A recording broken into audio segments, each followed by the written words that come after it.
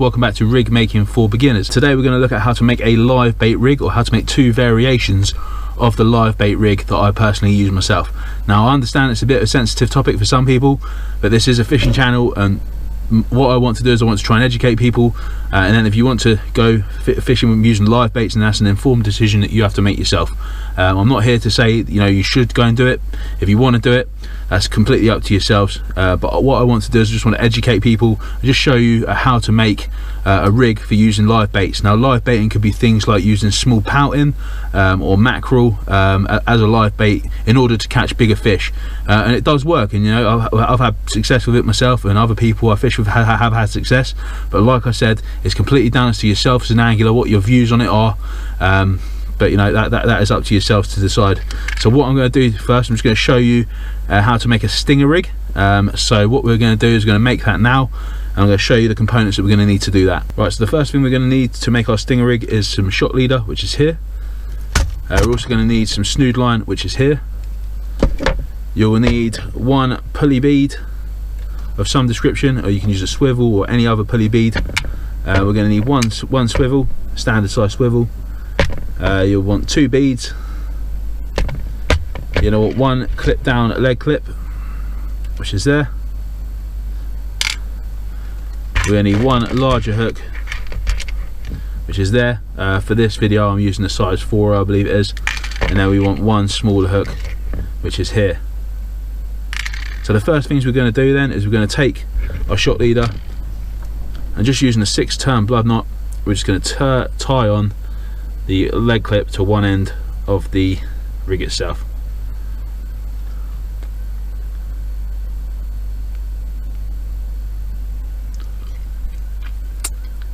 Making sure we moisten the line like we usually do, and then we're just going to pull that tight so it forms an absolute lovely knot at the bottom of the leg clip. Cutting off our tag ends and disposing of them. Now all we need to do is what we're going to do is this rig is going to be a pulley rig, so we're going to feed on one bead onto the line, then we're going to feed on our pulley bead, feed on a second bead, which is here, and then we're just going to tie off our swivel, again using the same 6-turn blood knot, or 5 turns if this line is a bit thicker.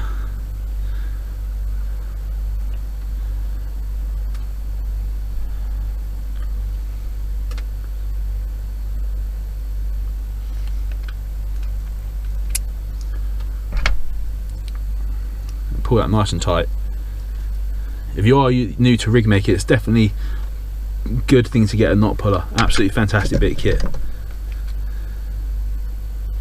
Again, cutting off my tag end, and then we're left with the first part of the pulley rig. So you guys have seen me make pulley rigs before. I've done videos on pulley rigs before. So you got the leg clip there, bead, pulley bead, and a swivel there. Again, all these components are readily, easily available to buy from your local tackle shop. And then on the other end, we just got our swivel there. So what we're going to do now is just going to take our take our snood line, should I say. Just going to measure out just an arm's width there. Then we're going to cut that. Again, you can alter the snood lines to whatever length you really want, but make sure it's no longer than your main shot leader. We're going to take the snood line, and we're just going to tie that on to our swivel on the other end of our rig. Again, these rigs are so easy to make, anyone can make these, and you save yourself a bit of cash in the long run, because you'll be able to make as many up as you want and alter them and design them the way that suits best for you. Cutting off the tag end, which is left there. So on the end of our snood line, right, this is the important bit. So what we want to do is we want to feed our top hook onto the snood line first. Might sound a bit weird, but it's what we call, or what I call myself, it's like a reverse pennel really. So you're placing the top hook on first, and then we're going to tie off the small hook on the bottom.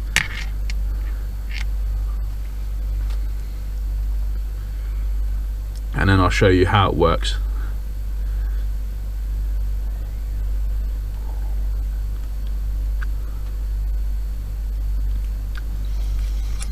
And how we use it in a second. So I'm just going to use the knot of the scissors, or the eye of the scissors, just to pull that tight. Again, you can use pliers. Make sure you keep your fingers away from the sharp point of the hook, if you don't want to hook in your finger. It's not a very nice experience. I've had it done myself. Right, so what happens then is we wrap the line round the hook like that. That creates the top hook there. Again, there's loads of different ways of doing this. You can even put a bit of heat shrink on, which I used to do, and then heat shrink it above there to keep that nice and straight, and then the hook at the bottom is what will be baited. So the idea of the rig then, the stinger rig, is as such: you bait the small bottom hook with a small piece of lugworm, and then the top hook sits just above, like that, above the hook. The small hook usually gets taken by something like a whiting, which will be a prime example. The whiting takes the hook, starts swimming around, and then hopefully a bigger fish will engulf the whiting and then get hooked on the top bigger hook above your stinger there. So like I said, little bits of bait, maybe squid or lugworm, is absolutely perfect to use, but the idea is that you want the big fish to take the small fish on the bottom and then take the top hook as well. Only downside to this rig is that you could potentially hook a fish that you don't really want to use as a live bait. For example, I've hooked things before like sole or dogfish, and again, you know, you're not going to catch a bigger fish if you hook a sole or a dogfish. It's going to be pretty unlikely. You want something like a small pout or a whiting. So this rig is good. Like I said, the only downside is that you don't really know what fish has taken the bottom bait. I'd probably tend to incline to use these types of rigs on nights when you're absolutely getting hammered by whiting, and you're pretty certain that you know that after fishing you caught about 10, 11 whiting, and just whiting everywhere. Then this rig, it would probably be a rig that I would use, because I know that the whiting is going to take the bait at the bottom. So that's the first rig. What I'm going to show you, that is a pulley live bait rig. Again, during the cast, you would clip that to your main line, the pulley bead at the top. Everything's really streamlined, and then at the bottom where your leg goes, at the bottom where your leg goes there, your small hook will clip onto the clip down device, and you'll cast it out like that. So that's the first rig. Right then guys, so we looked at the stinger rig, which is a pulley rig. We just altered the hooks at the bottom to use things like whiting and mackerel as live baits.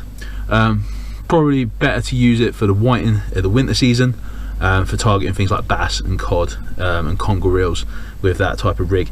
The second rig we're going to look at is, I call it the zip sliding rig, or it could be called a clip-on rig or something like that.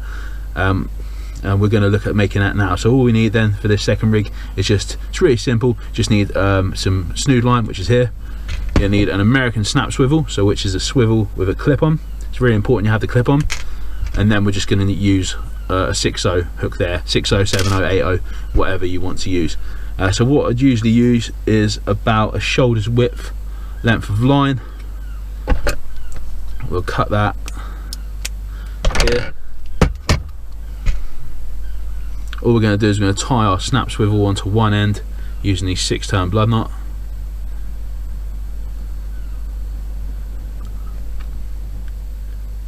Again, this is really simple and quick to make. Let's pull that nice and tight.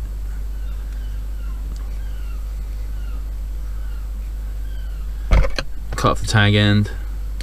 Ooh, without cutting my finger in half. And then on the other end we just tie on our hook. Then I'll show you how it all works. Again, I was using a rig like this on the pier in my last video. I used a whiting as a live bait, and it got absolutely hammered, but I missed the fish because I was sorting out my conger that I caught.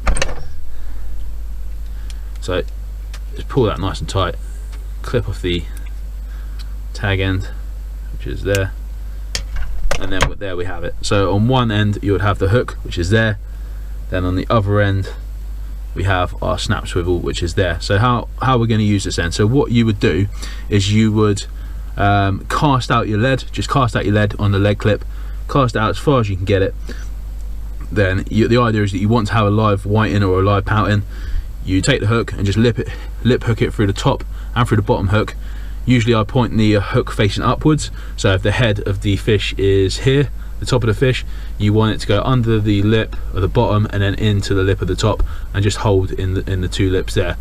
Then what you do is you would clip the snap swivel onto your main line like so, and then elevate the rod, and it will just slide down into the water with a fish on the bottom.